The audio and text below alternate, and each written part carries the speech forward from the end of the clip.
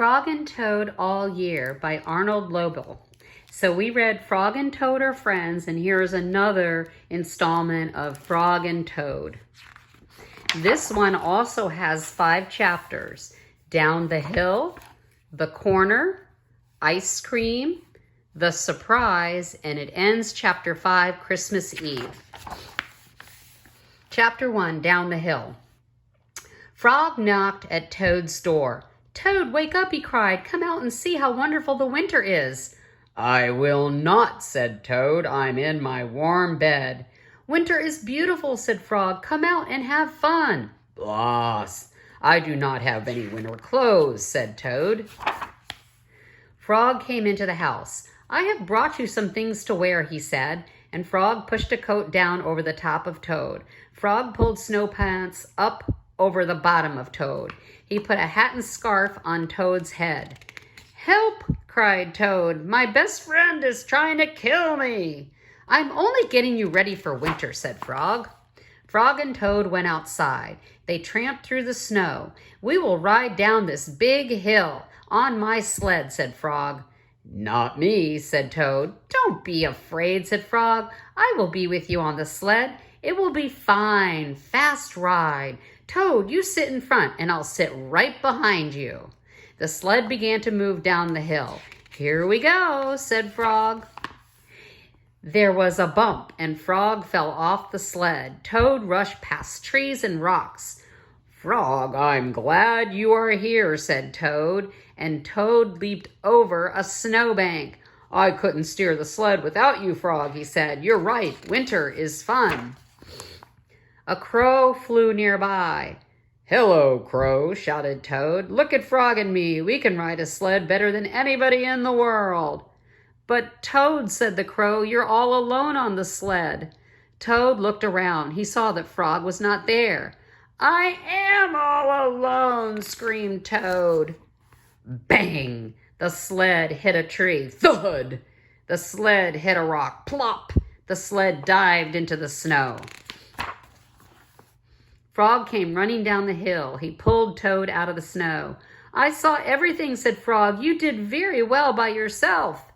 "I did not," said Toad, "but there is one thing that I can do all by myself." "What is that?" asked Frog. "I can go home. Winter may be beautiful, but the bed is much better." Chapter 2, The Corner. Frog and Toad were caught in the rain. They ran to Frog's house. "I am all wet," said Toad. "The day is spoiled." "Have some tea and cake," said Frog. "The rain will stop. If you stand near the stove, your clothes will soon be dry. I will tell you a story while we are waiting." "Oh, good," said Toad. "When I was small, not much bigger than a pollywog," said Frog, "my father said to me, 'Son, this is a cold gray day, but spring is just around the corner.' I wanted spring to come. I went out to find that corner. I walked down a path in the woods until I came to a corner. I went around the corner to see if spring was on the other side.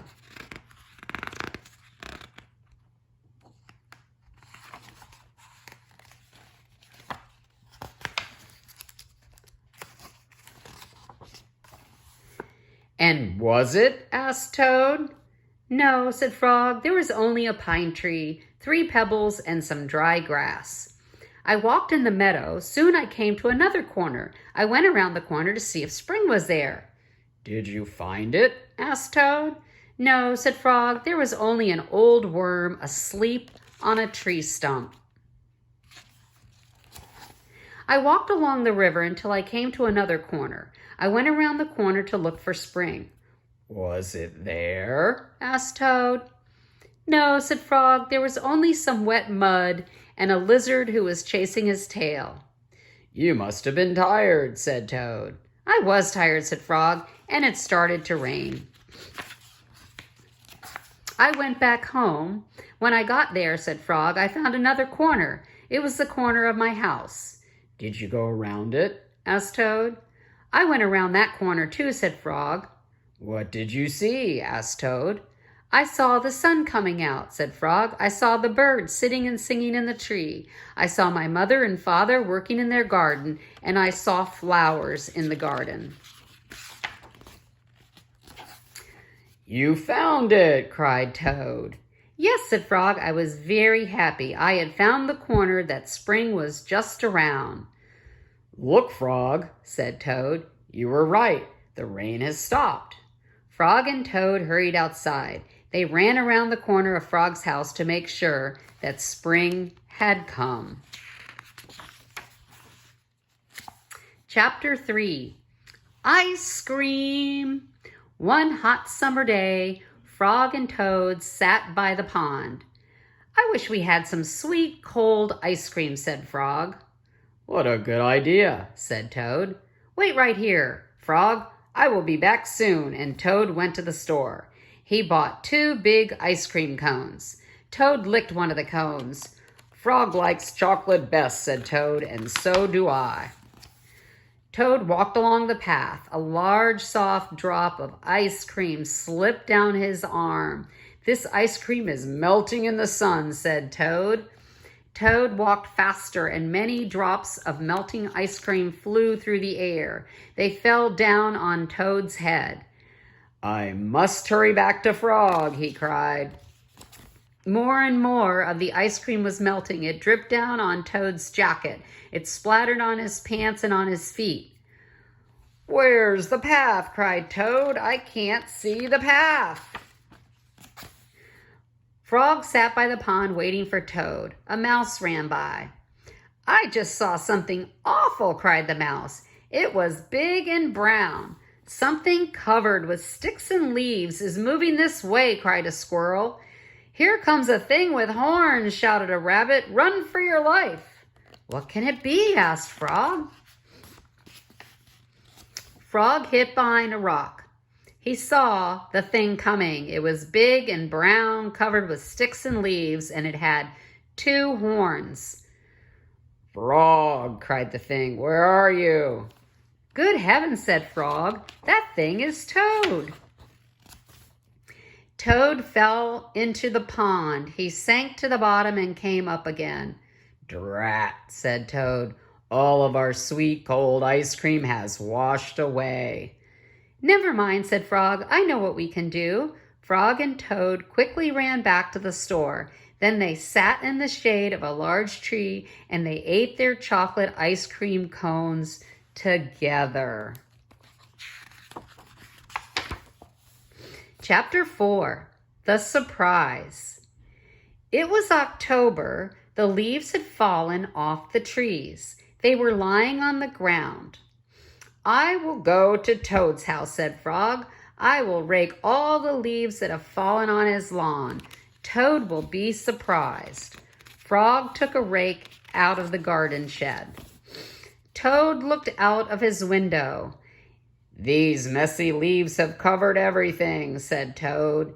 He took a rake out of the closet. I will run over to Frog's house and I will rake all of his leaves. Frog will be very pleased. Frog ran through the woods so that Toad would not see him.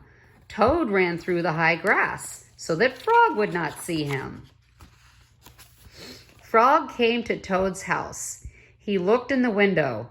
Good, said Frog. Toad is out. He will never know who raked his leaves. Toad got to Frog's house. He looked in the window.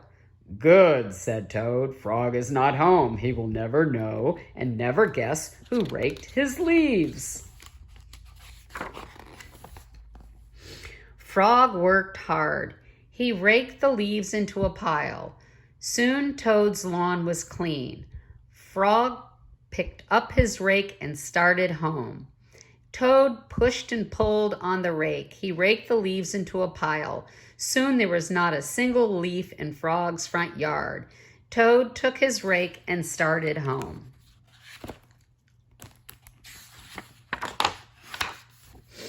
A wind came and it blew across the land. The pile of leaves that Frog had raked for Toad blew everywhere. The pile of leaves that Toad had raked for Frog blew everywhere. When Frog got home, he said, "Tomorrow I will have to clean up the leaves that are all over my own lawn. How surprised Toad must be.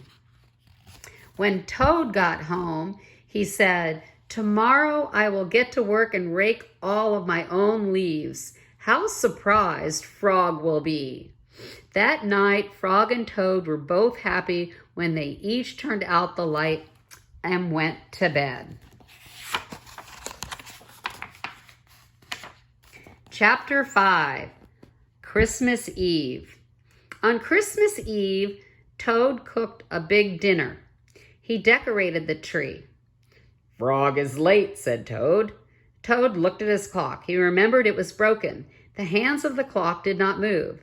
Toad opened the front door. He looked out into the night. Frog was not there. "I am worried," said Toad. "What if something terrible has happened?" said Toad. "What if Frog has fallen into a deep hole and cannot get out?